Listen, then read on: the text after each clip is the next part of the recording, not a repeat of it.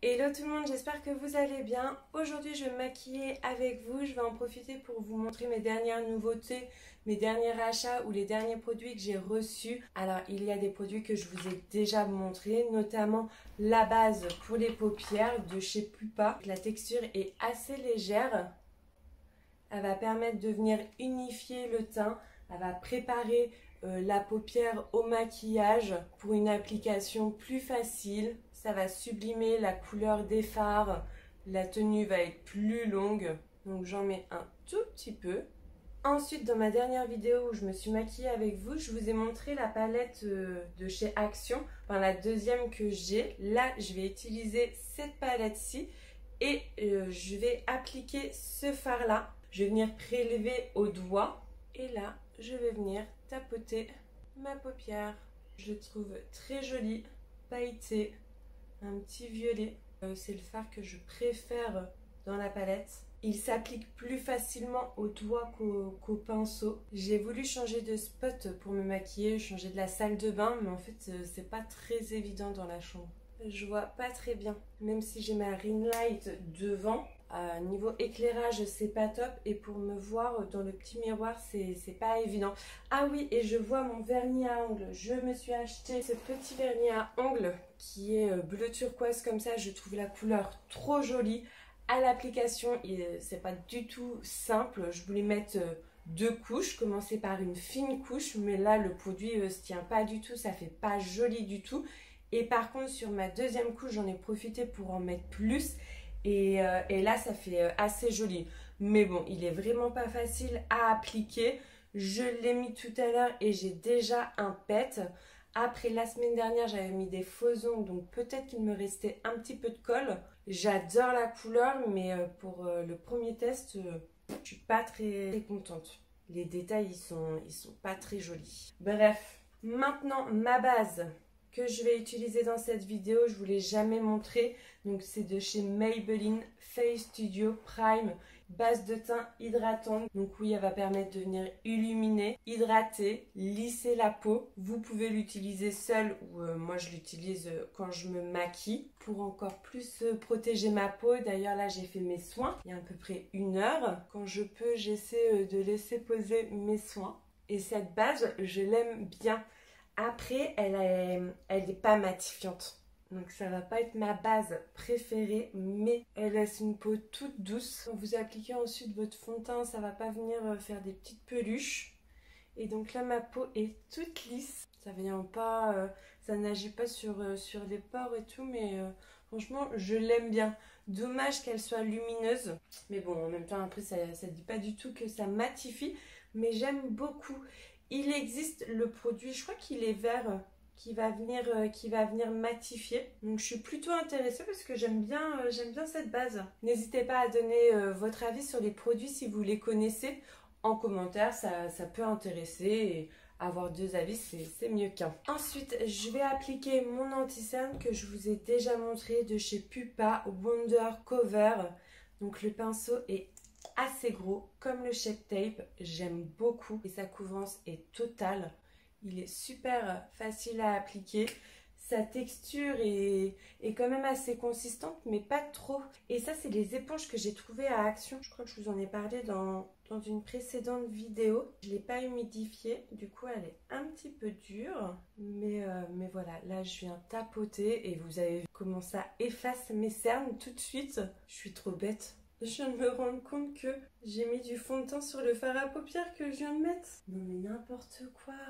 Je vais en remettre un petit peu. J'en profite pour faire les ailes de mon nez dépasser sur mes petites rougeurs, sur mes petites imperfections. Et vraiment ça a fait un fini naturel je trouve. Il est hyper couvrant, là on voit plus du tout mes cernes. Mais ouais, sur ma peau ça fait pas effet de matière. Ça vient pas se plisser dans des petits plis. Il reste un petit peu de paillettes, mais pas beaucoup. En fond de teint, je vais vous montrer l'accord parfait de chez L'Oréal, donc avec 80% de soin. Il va venir hydrater, améliorer la qualité de la peau et sa texture est super légère et fondante et ça va parfaitement se mélanger à notre peau. Je mets 2 petites pompes et j'applique avec les mains. Là, j'utilise pas de pinceau ou d'éponge. Ça va avoir un résultat très naturel. On va pas avoir l'impression que j'ai mis quelque chose sur la peau. Parfait pour cet été et pourtant la couvrance est là. Franchement, je vois rien. C'est la dernière fois que je me maquille dans la chambre.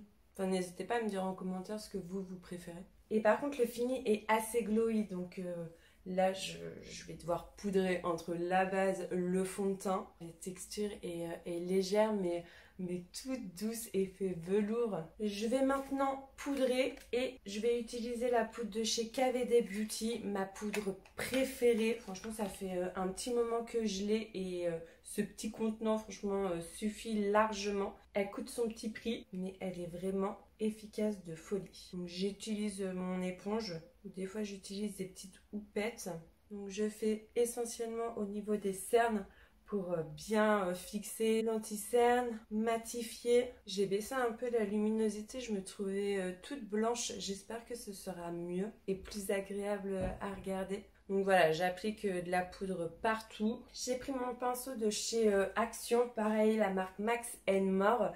Et là, je vais venir me passer un petit coup pour enlever l'excédent de produit, bien fondre la poudre à ma peau. Et là, je vais utiliser encore une poudre pour venir encore matifier et apporter un peu de couvrance. La poudre de chez Sephora. Pour le coup là je suis pas trop fan. Poudre lissante éclat. Et je la trouve pas très lissante. Il y a plein de fois où je trouvais mon teint cool. Et après avoir utilisé ce produit là, je trouvais que ça faisait ressortir des petites imperfections. Donc pas méga fan. Après ça va. Ce que je veux dire c'est que je connais de meilleures poudres. Ensuite, en bronzer, j'ai la petite palette de chez Action avec le bronzer et l'highlighter. L'highlighter, je l'aime pas du tout. Sa texture est pas agréable. Après, je suis pas fan des highlighters en règle générale. J'utilise le même pinceau et là, je vais en mettre un tout petit peu ici. En fard à joues, je le trouve joli mais pas très pigmenté. Par contre, il sent bon. Je pourrais pas trop dire son odeur, mais je trouve l'odeur très agréable. Et voilà, c'est assez léger. Et j'y retourne quelques fois. Et je le trouve assez joli. Pour les yeux, bon, on voit plus, presque plus mon fard à paupières, encore un petit peu. Je vais mettre du liner. Je l'ai découvert chez Action. C'est un feutre. La pointe au bout est toute fine. Donc pour faire un trait super fin, c'est très facile. La couleur noire est intense. Je vais essayer de faire ça avec mon retour écran. Je pense que je vais galérer, mais on va essayer. Le plus dur maintenant, c'est de faire exactement la même chose à l'autre œil. Voilà le résultat. En tout cas, ce liner, c'est une chouette découverte. À Action, le make-up ne coûte rien, donc cool. Ensuite, en mascara, j'ai reçu il y a quelques temps déjà le mascara de chez Maybelline. C'est toute la gamme un peu éco-responsable. Green Edition Mega Brosse Mascara avec une énorme brosse. La texture c'est de la mousse à moitié. Ça va apporter du volume. Bon, je le trouve cool, mais c'est pas mon mascara favori.